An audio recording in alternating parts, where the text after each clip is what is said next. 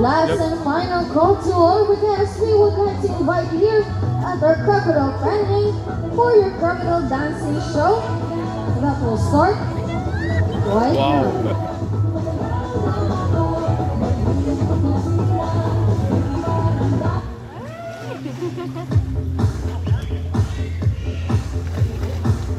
Ladies and gentlemen, here at Davao Crocodile Park and Zoo, we have two species of crocodiles.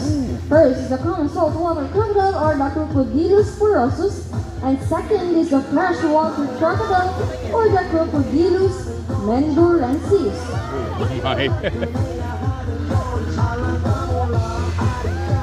Yeah.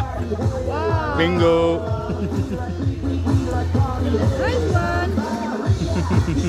Did you know that crocodile?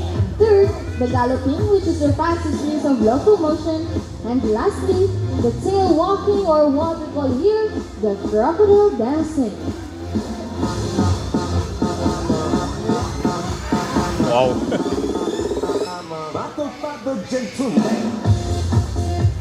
As what you can see, the crocodiles are like belly dancing. They're using their powerful tail to lift their body above the surface of water. This is because 70% of crocodile muscles are found on their tail.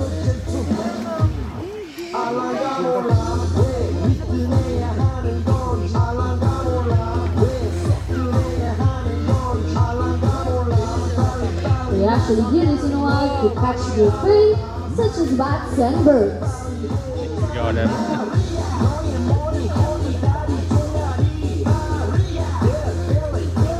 And that is our crocodile dancing show. Now to all of the guests, Yeah, I got it. final call to all of our guests. We would like to invite you to our Pangas Pen for your Pangas feeding time that will start right now.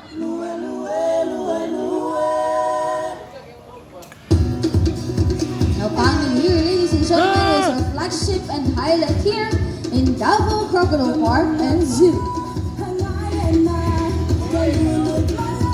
He is a common saltwater crocodile, or the Crocodilus porosus.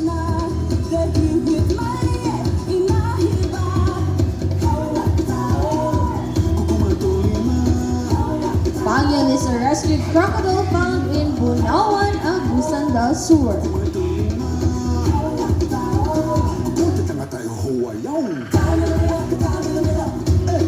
Now, Pangan here, ladies and gentlemen, is the largest species of crocodiles in the entire Philippines, measuring about 18 feet long and weighing over 1,000 kilograms. Oh my God. Ladies and gentlemen, that is our Pangas feeding time. Now to all of you.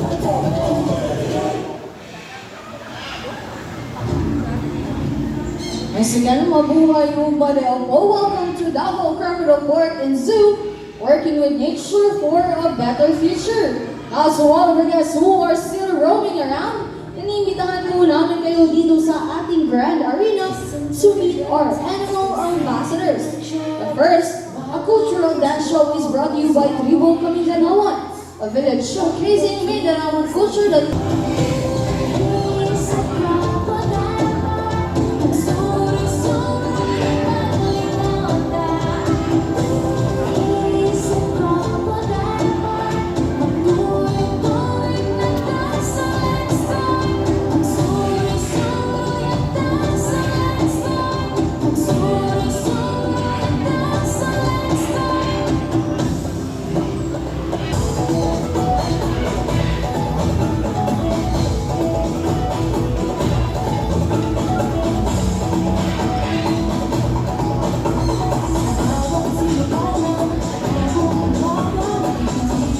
last and final call to all of the guests.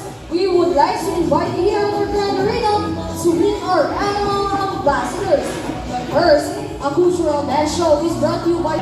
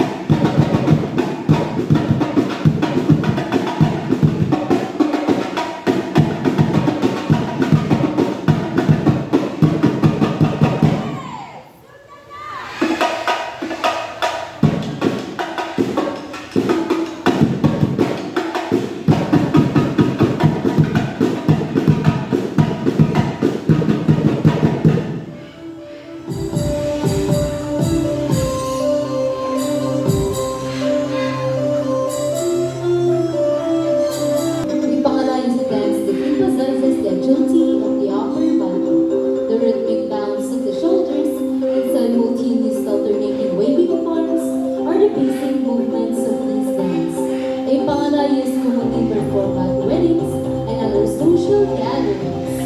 Once again, at its part, Mamalay Dance.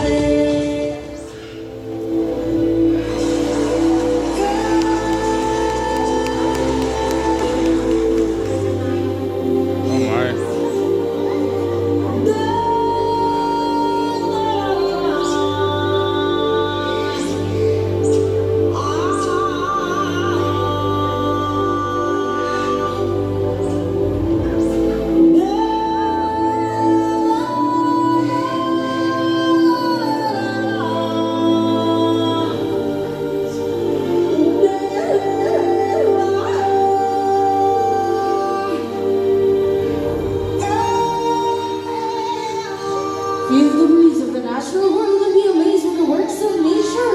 Welcome to Davao Crocodile Park and Zoo, working with nature for a better future. Let us now witness the parade of the animal ambassadors. Oh my.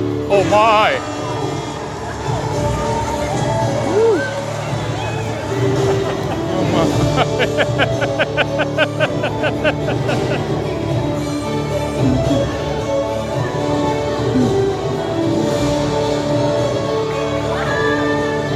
Oh my.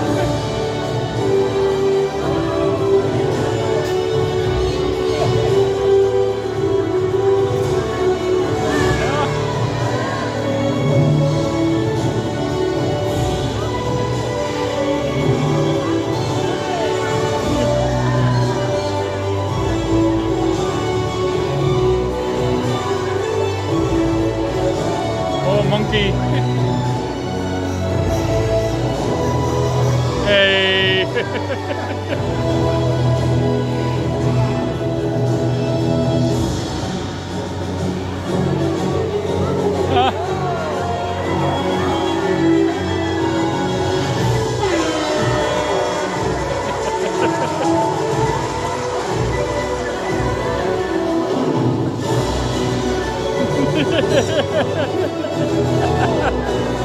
Oh, that is.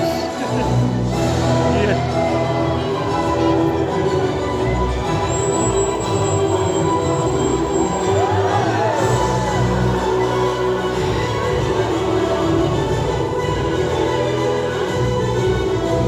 A round of applause for the parade of the animal ambassadors. Hey. Hi. Hello. Now guys, before we start our show, I need your energy, okay? When I say hep hep, you say alright, okay? Let's hype the crowd naman. So once again, hep hep. Hey. One more time, hep hep. Hooray. One last time, talaga more energy, hep hep.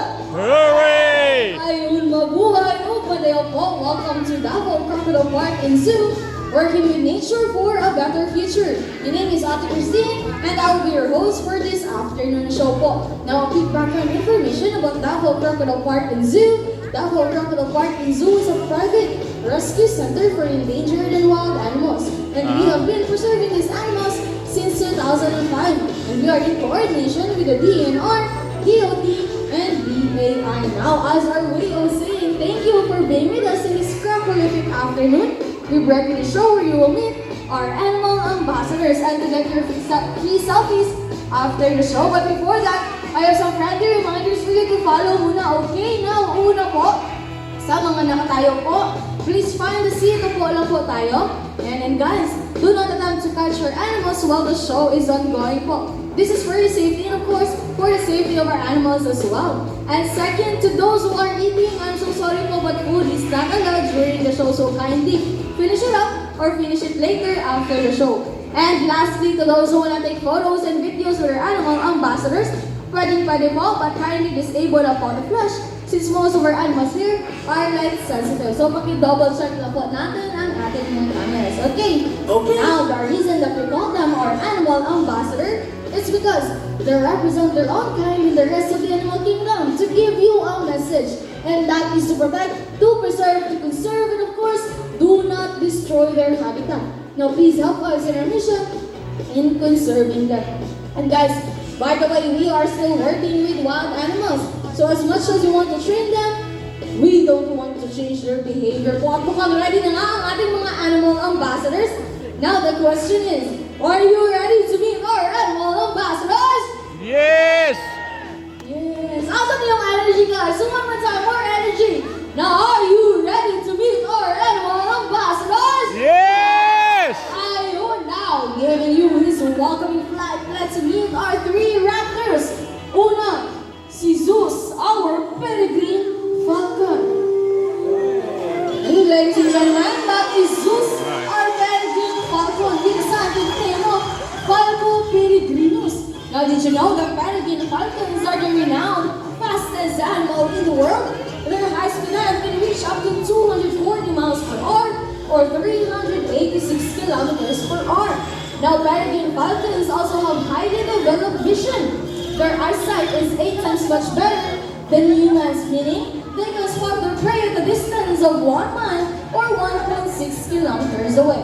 Now, peregrine falcon came from the Latin word peregrinus, which means pilgrims or wanderer, which represents their wide range distribution and migratory nature. However, they return to the same nest to lay and raise their chicks. Now once again guys, palakpakan po natin si Zeus, our peregrine falcon. Now, let's meet our second raptor. Now once again, giving you his welcoming flight. Now may I call on Lakas, our white-bellied sea eagle.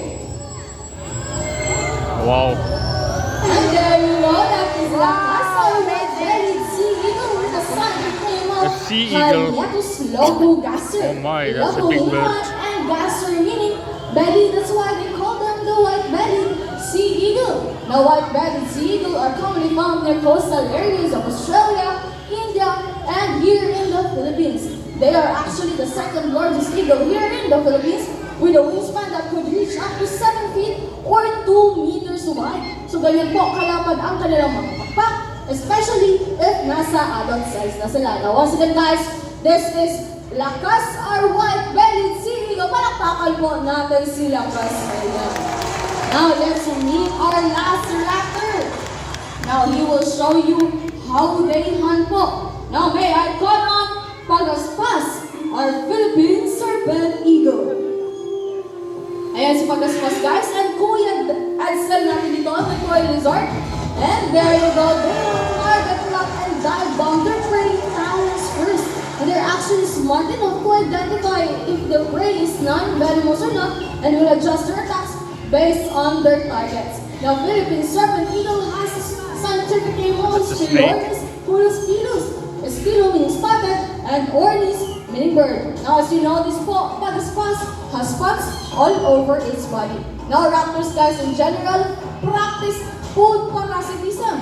Food parasitism is stealing food from the other animals. So, nangunguha po sila ng pagkain from the other animals. Now guys, here in the Philippines, we have 51 species of raptors. But here at Davao Crocodile Park and Zoo, we have 5 species of raptors. Namely, the Brahminicae, the white-bellied sea eagle, the Philippine serpent eagle, the grass owl, and of course, ang ating peregrine falcon. Now that's all for our raptors guys. Palakpakan po natin sila. Thank you so much. Siyempre, ang ating mga poging kuya, si Kuya Dexter, Kuya Michael, and Kuya Edson. Now, let's proceed now to our next animal ambassador. At guys, makulay po ito and galing pa po itong Brazil, particularly the Amazon forest. Now, may I call on Barak. And ladies and gentlemen, that is Barak, our blue and gold. Baka may participant, kuya. Now, once again guys, this is Barak, our blue and gold macaw with the scientific name of Ara Ararauna, meaning genius. So why are they called the geniuses? Because they have the mental capacity of a 4-year-old child. Yes, mama, kasi talino na po sila ng 4 na taong gulang na bata. And just like most parrots guys, they have what we call zygodactyl feet. Now what is zygodactyl feet nga ba? Ipapakita yan ni Baraki using a Filipino footwear called Kadang-kadang. Now, Barak, No, that's case. are you ready boys? Suot! Suot and march! There you go, that's zygodactyl feet in action po. Two in the front, two in the back. Allow them to grab items. So march again po. Right, left, and baba. Good boy, Barak. At dahil dyan, may high five ka kay Kuya Jimar. High five! Isa po ba? Ayun. Alam ko guys, si Barak ay napaka-sweet din, no, Barak? Kiss to Kuya Jimar. Kiss daw, be. Can you give Kuya Jimar a kiss? And there you go. Kabila naman. Another kiss. There you go. At ito si Barak guys is also an eco warrior. So sino nga ba dito ang nagsasagagate ng kanilang mga basura? Who segregates the raise your hands? Hello, no? Naka guys, this afternoon tuturuan tayo ni Barak how to segregate our waste. Kuya, ano na dyan? We we have the biodegradable bin or nabubulok. And syempre guys, isi-check yun parang and of course, we have the non-biodegradable bin. Once again, isi-check yun bara. Ayun, gumagana. Okay na kuya, mukhang ready na sa bara. At the count of 3, dapat ang basura. 1, 2, 3, and go! Ang kinukuha ni Barak guys, it's a piece of plastic which is gonna go to non-biodegradable bin. And another piece of trash, what? Plastic again, which is gonna go to non-biodegradable bin. And another piece of trash, what? Leaf this time, or dahon, which is gonna go to biodegradable bin. And one last piece of trash, leaf or dahon. Saan iulog ang dahon? To the biodegradable bin. Palakpakan po natin si Barak. Na kung kaya ni Barak, syempre kayang-kaya din natin, no? Alright, at dahil galing po itong Brazil si Barak, magpapaalam na po siya ng mga mami, sir, mga ate kuya, wave bye-bye to Barak po, wave bye-bye, wave bye-bye. Now Barak, mag-bye-bye ka na sa kanila, nag-bye-bye na sila sa'yo, Barak. Bye-bye. Barak, bye-bye.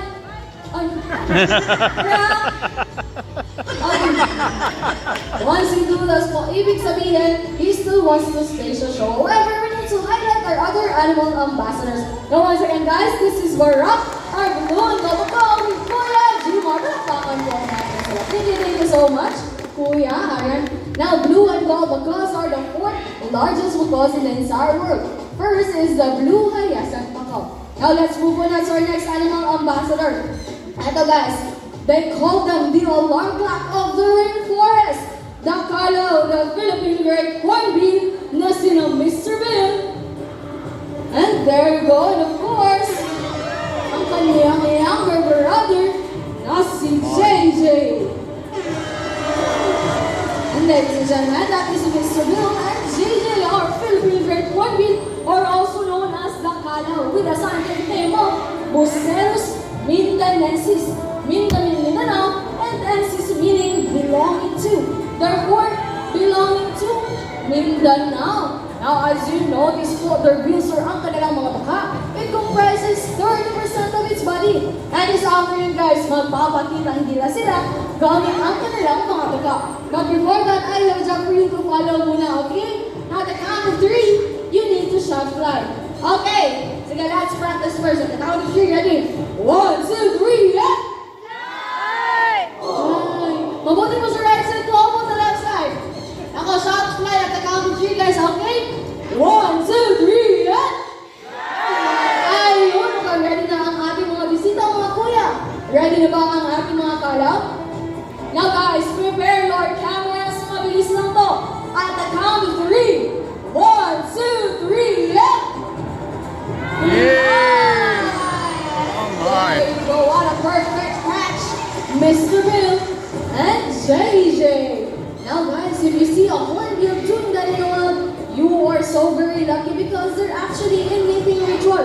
So naliligaw po ang lalaking kalaw na gumagawa niyan. Mas marami insekto ang nakasira laking kalaw, ay mas mataas ang chance na sasagutin siya ni ate girl na kalaw. Now did you know that they call them monogamous? Monogamous meaning, once they find a partner in the wild, they will stay with them forever. Sana, nasa mga naghahanap ng forever dyan, nandito lang yung ating mga Kalaw. hindi, yung ating mga trainers. It's your time. Now, one more time, magpapakita ang ginasalit sila. Oh, it's volunteer. 1, 2, 3, and... That is our Philippine great hornbill, or also known as the Kalaw. The alarm clock of the rainforest because they make noise every morning, noon, and afternoon. Palakpakan naman po natin sila. And syempre, ang ating mga podium kuya, na si Kuya Ansel and Kuya Michael.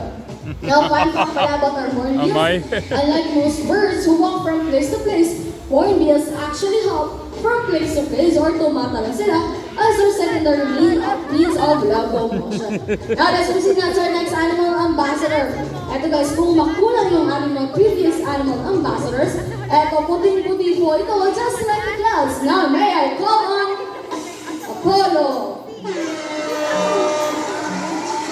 And ladies and gentlemen, that is Apollo, our umbrella crescent cockatoo with a scientific name of Kakatua alba, Kakatua. meaning older brother in Indonesian. Now, did you know that Apollo here is a multi-talented star? Now, who wants to see Apollo dance? Raise your hands. Who wants to see Apollo dance? Ayun, ang dami mong fans sa Apollo. Eto, how about Kuya Dexter? Who wants to see Kuya Dexter dance? Saya ka dalawang kuya. Now, Kuya Kenji, hit it. Michael Jackson. And that is the moonwalk finish. Yay! Michael Jackson, sa sayaw likod at kasinumay. And there you go. Palakpakan mo natin si Apollo. Ayan. At syempre guys, dahil nga multi-talented star si Apollo, marunong din siyang umarte pang best actor na. Apollo, what do we do if we see a predator? May agila boy! May agila! Alam, patay. Palakpakan po natin si Apollo. That is their natural behavior po. So they do that, you know what? To fool their predators. So nagpapatay-patayan mo sila. Now one more time. Now Apollo, what do we do if we see a predator? Hala, patay. And there you go. Good job, Apollo. Pang best actor talaga. And guys, syempre hindi makukumpleto yan kung wala ang quick interview session na. Now, Apollo, quick interview, okay lang ba? Okay. Ayun, interview siya guys, no? Come here, kuya. Eto, Apollo, sumagot ka ng maayos. Please be honest, okay? Now, look at Kuya Dexter. Is he handsome? Is he good looking? Pogi ba si Kuya Dexter, Apollo? Sana all. Siyempre guys, aagin talaga si Apollo dahil personal trainer niya po si Kuya Dexter. Dahil sa Apollo, one more time. Ako naman. Now, Apollo, please look at me. Am I pretty? Mga na ba ako, Apollo? No. Now, Kuya. Let's take it sa mga audience na lang, Kuya. Eh, di ba? Okay, ito si Ma'am. Now, Apollo, sumagot ka ng mga ayos sa Apollo. Now, Apollo, look at me, Ma'am. Is she pretty? Maganda ba si Ma'am Apollo?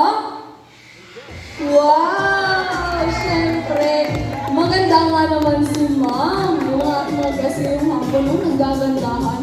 Sa mga lalaki naman, let's take it sa mga boys. Para walang bias na Apollo. Ito si Sir daw. Apollo, please look at Sir. Is he good looking? Is he handsome? Pogi ba si Sir Apollo? Super! Super si Ma'am. Siyempre, once again, ang pagbagot ang pupogi na gaganda ng ating mga guests ngayong hapon. No? Apollo, ano nangyari siya? Ba't ako na lang naiba, Apollo? No, one more time, let's ask Apollo one more time. Apollo, please be honest this time, okay? Look at me, am I pretty? Maganda ba ako, Apollo? Guys, nevermind ko lang, palakpakan na lang po natin si Apollo. Ano po ng honest boy? Ito, syempre guys, ang ating kuya na si Kuya Dexter. Now, imimit na lang natin Apollo's older brother. Now may I call on Jumbo. And that is Jumbo, our other umbrella crescent cockatoo. Now, did you know the reason of global warming is due to our air pollution coming from our transportation? And this afternoon, guys, Jumbo will show us how to lessen our carbon footprints using a dang-dang-dang bicycle. Jumbo, sakay, and there you go. Papakbol, pang-arunan, pang-first laser. And there you go. Tama na, palakpakan po natin si Jumbo. And syempre, sa mga hindi marunong magbisikleta, tuturuan din tayo ni Jumbo how to ride a scooter. No, Jumbo, sakay, sakay sikal. Ayun, palakpakan naman po natin si Jumbo. Now you see guys, even our animals love to help our mother nature. We can also do our part by doing the reduce, reuse, recycle, and repurpose, and some alternative ways for our transportation. And that's all for Jumbo po. Palakpakan po natin sila. Siyempre, si Kuya Edsel. Now guys, here at Davao Crocodile Park and Zoo, we have 4 species of cactus po. First is the super crested cockatoo. Second is the umbrella crested cockatoo, which is now fall into the jungle. Third is the black palm cockatoos. And fourth is the Mulucan cockatoos po. Now let's proceed now to our next animal ambassador. 3 in 1 po ito, but before that, I have a question. Now what kind of animal is believed to have 9 lives? Cats, pusa, yan na correct. Ito, if Nick is mouse, Donald is dog, what kind of animal is Winnie? The Pooh. Winnie the Pooh. A bear. A bear. Ano yun? A bear. Bear. Who said poo? Pooh. Here, she said Pooh. Bear goes to Winnie. Okay, now last question. What kind of animal ang kamukha ng katabi nyo ngayon? Lion. Lion. Lion. May joke lang po. But you are correct and so our next animal ambassador. That's a face like a cat, a body like a bear, and a tail like a monkey. Now may direct attention to your left side.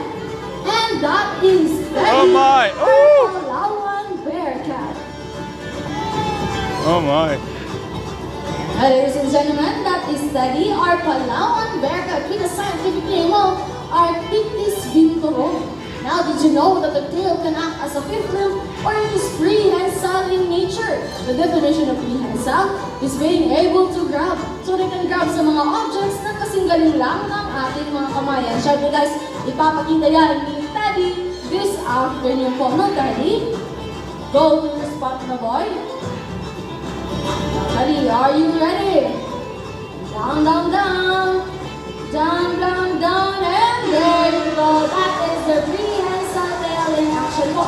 You're doing that. You know what? To get some fruits coming from a brush. Palakpakan naman po natin si Teddy. Thank you so much, Teddy. Now, may direct attention to your right side na naman. And that is Uno. That is older brother. Na ito si Uno, guys. May pagkamahiyahin mo. So, he's a bit shy. So, let's understand him na lang po. Okay? So now we are still working with wild animals. As much as we want to train them, we don't want to change their natural behavior po. Now, Uno, come here na boy. Alright. Tayo natagalan si Uno, guys. Now, the reason that there is bear in their names is because they're capable of standing up using their 2 hind legs. And syempre, ipapakita din yan ni Uno this afternoon po. Na Uno, go to your main stage na boy. Now, are you ready to stand up? Up, up, up, Uno. Up, up, up. Let's just wait for Uno lang po. And up, up, up, Uno. Stand up. And there you go. That is the 2 hind legs in action. Good boy, Uno. Palakpakan naman po natin si Uno. Thank you so much. And by the way guys, Palawan bear cats are omnivores nga po pala. So kumakain sila ng prutas, gulay, and karne. Now, kuya, ano pinapakain natin kay Uno? Saging or banana, which is fruit po. Now, may tanong ulit ako sa inyo, guys. Now, anong tawag sa mga hayop ang kumakain lang ng herbs or grasses? Herbivores, correct. How about meat o karne? Carnivore. Carnivores. How about herbs, grasses, and Carnivore. karne? Omnivore. Omnivores. Ito last question. What kind of animal or anong tawag sa mga hayop ang kumakain lang ng fruits or prutas? Fruit sana? Sino nakakalam? Sayang na lang? Sige, tuturuan ko na lang po kayo na the answer is rugivore. Naku, nakikinig kayo? Ano yun? Rugivore. Rugivore yun. Thank you so much. And nakauwi na pala si Having Teddy. fun. And si Uno is pabalik na rin. Now, can we proceed na kuya? Now guys, our last animal ambassador. Ito, ang tinitirihan ng maraming kababaihan. The fan favorite na sina Piolo and Daniel.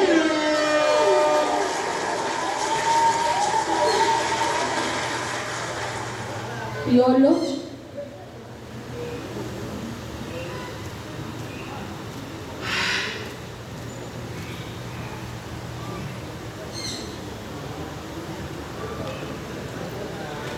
Kuya. Ako guys, so ulit-ulitin po namin sasabihin sa inyo na we are still working with wild animals. So as much as we want to train them, we don't want to change their behavior po. At yun nga, ang sabi ng ating trainer is wala daw po si Piolo sa likuran at nakatakas daw po. Now, can you please check under your seat now, guys? Can you please check under your seat? At dyan na Kuya Positive. Now guys, ganun mga makita niyo, just relax ako. And there you go. Oh my God! Piolo, our gentle giant. Nasa mga hindi pa naka-experience maghawak ng snakes. And nakita na po natin si Kuya Jimar. Ito, so for you guys, very excited to see Piolo. You just got one round your neck? Okay, so guys, sa mga hindi pa nakapag-experience sa maghawak ng snakes, ako guys, this is your chance po. Oh my God. Alright. Nakabalik na si Piolo. Now, at this moment, we will be naming one lucky guest ko, okay? Pero syempre, hindi ako yung pipili si Kuya Jimmy po. Ito daw si Ma'am na naka-white na curly hair. Yes, Ma'am. Come here naman, guys. Palakpakan po natin si Ma'am, guys.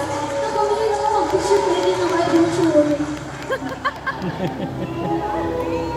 Okay, kami Ma'am. Dito ka sa gitna, Ma'am.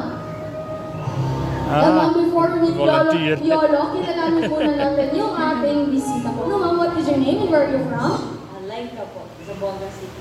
Ma'am Laika from Zamboanga City. Palakpakan po natin si Ma'am Laika. Yan. Now, Ma'am Laika, are you ready? Are you ready, Ma'am? Now, meet our gentle giant. And there you go. No, don't worry. Kung natatakot ka, Ma'am, you can close your eyes po. Now, Ma'am, sino kasama natin, Ma'am? Sino kasama natin, Ma'am? Fatima, saan si Fatima daw? Fatima, please take another beautiful picture for Ma'am, please. Ma'am, pwede kang i-rumah ka dyan, Ma'am. You can do your volunteering na post po. Ayan, pang MyPay, pang Instagram, pang Facebook. Smile sa camera, Ma'am. Now, Fatima, Ma'am Fatima, okay na ba? Okay na. Kuya, okay na daw, Kuya. Ayan, natatakot na si Ma'am, Kuya. Ayan. Okay na, Ma'am. Okay. Now, thank you so much, Ma'am. You can get back to your seat. Thank you so much po. Now, guys, here at Davao Crocodile Park in Zoo, we have a mission. And that is to protect, to conserve, and educate people about these lovely animals. The moment that you enter this facility, you are not just here to take some photos or videos with our animal ambassadors. You are already helping us with our mission. Get on a round of applause for yourselves this time. And thank you so much po. Now let me introduce you our trainers. Kuya Jimmer with our snake, Kuya Edzo with our talo, Kuya Michael with our umbrella person, Kakatok na si Romy, Kuya Dexter with our electric spotlight, and of course ang ating hobby tour guide na si Kuya Kenji. T-box. Guys, by the way, my Give name it is to baby. Christine, and we are Davao Crocodile Park 50 in pesos. Zoo, working with nature for a better future. Guys, salamat sa inyong tanan. Alright, at this point, sa mga gustong magpa-picture with our animal ambassadors, especially sa ating mga snake, One you can picture. follow line po dito, and nandito si Kuya Jimar po. And sa mga takot naman po sa snakes, we have Kuya Michael, Kuya Dexter, and of course, Kuya Edzo. Sige po,